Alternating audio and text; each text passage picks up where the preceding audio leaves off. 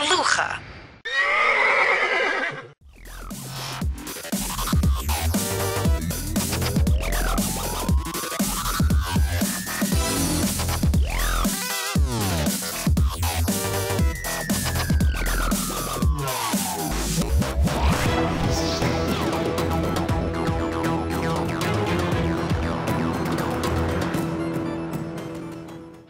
Set 2, this is Hiya versus ZerO on Ground Zero. So ZerO kind of has the home turf advantage, I think. And Hiya. I never thought I'd see Hiya play again because he did not get picked up by any team once Hiyas dissolved. So I thought, well, he's going to retire or go to StarCraft 2 or something like that.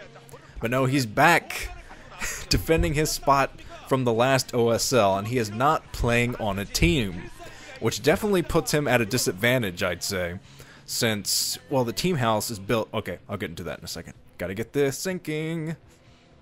Here we go.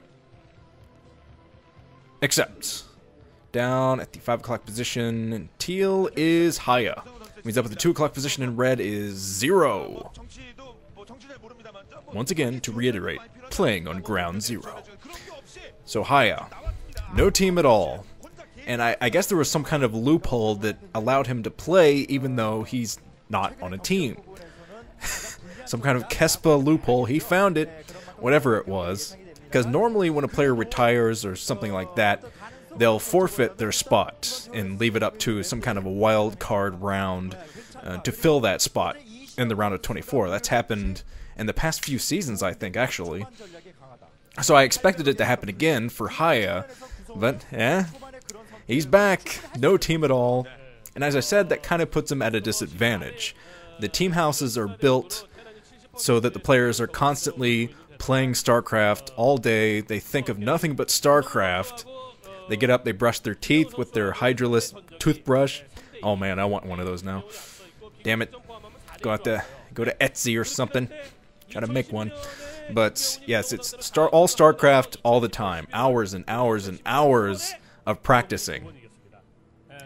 And Hiya probably can't really do that. I'm sure he's been either looking for a job or working on studies, going to some kind of thinking about colleges. Actually, I'm not sure how old Hiya is, thinking about it. I was kind of wavering between high school and college there. Yeah, probably college. He's probably thinking about college at this point, working on his studies. I know that Jaedong was, a couple seasons back, Jaedong was contemplating quitting to work on his studies because his contract was up for grabs and no one was grabbing it, and that was kind of a scary time for him. I think that was his Bacchus final? Was that Bacchus? I think it was Bacchus versus Yellow.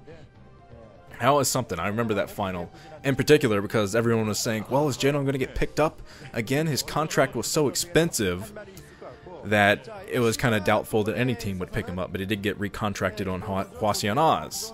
Now on Teammate, of course. But here comes Hiya. He is getting the scout. Now he sent out a second SEV to make sure he could get up there and get the scout. He built his barracks on the high ground, and now he's moving out to throw down his command center. Probably going to have to work on a bunker at the front if he wants to protect against any Zergling run-bys. But yeah, I'm sure that Hiya hasn't had time for 13 hours a day of StarCraft like most of the guys in the team house do. Unless he's living with his mom. I think his dad got actually in a car accident and died, if I remember correctly. Yeah, I'm pretty sure he did. So I'm sure he's just living with his mom at the moment or on his own. I actually shouldn't go into detail about things I don't know much about, the personal lives of pro gamers. Yeah, I don't know much about that. But I do know that he's not on a team house anymore. That also means he doesn't have to clean up a giant house with a bunch of guys in it anymore. So that's good.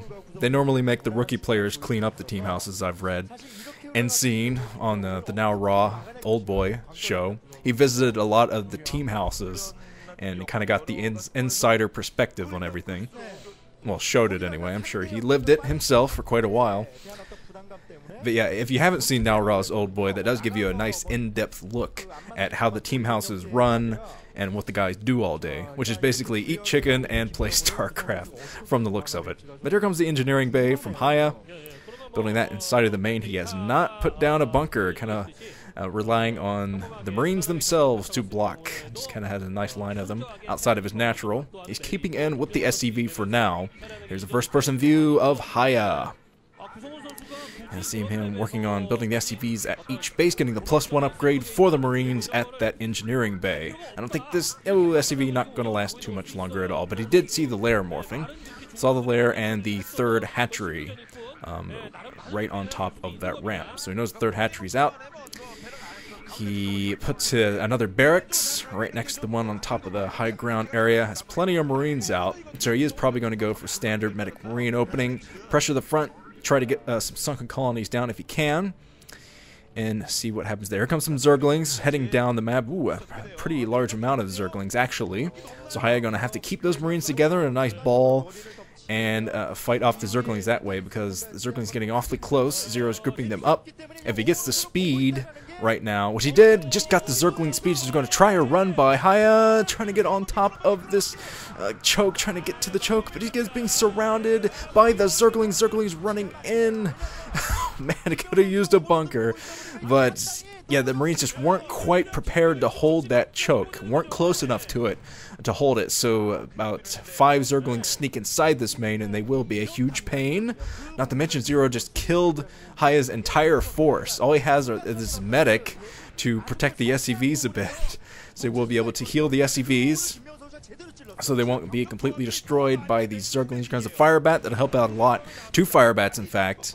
But if ZerO put down the Spire, and they'll have that up soon, these Firebats are not going to help against incoming mutas. So Hiya really got to kick in the gear with his turrets, and he didn't have the medic close enough to that one Firebat. The medic was in healing SCVs.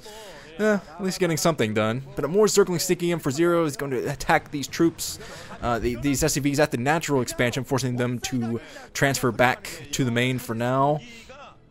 But ZerO's mutas are going to cause so much damage, because I don't see any turrets at all for Hiya. He has no turrets anywhere. Not inside of his main or the natural expansion, so yeah, he's really playing risky in this game with bypassing the bunker completely. Just now building turrets, but it might be a little bit too late. I saw the mutas were already pumping for ZerO. So this is cutting it awfully close. The turret about half up for both turrets. The turret not quite there yet. They got one up, and I think the second will be up soon for Hiya, so he will be able to protect his natural expansion. But man, that was cutting it close. Awfully close. And his entire army is out in the middle of the map now, kind of separated from his natural expansion. But Hiya's really got to get back home. He's got to stay by the turrets with his army, just seeing how many Marines he lost earlier in the game.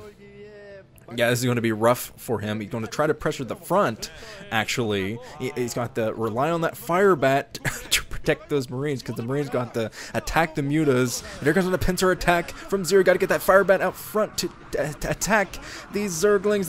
Not enough. Not enough. Yeah, Hiya's entire force went down, and all he has are the small amount of reinforcement troops and a couple of turrets at the natural to protect himself. And not a huge amount of mutas flying in for ZerO. Is going to try to kill the supply depot. Take out the supply depot, splashes a bit into that Marine as well. But not much left at this natural, and now ZerO is using his Zerglings to take down the turrets at the natural expansion. It's very smart, using those to focus on the turrets, make sure those aren't that much of a threat, allowing his mutas free reign of this natural, basically. Because Hiya is trying to group back up now, trying to get a strong ground army going, but I think it kind of broke that threshold.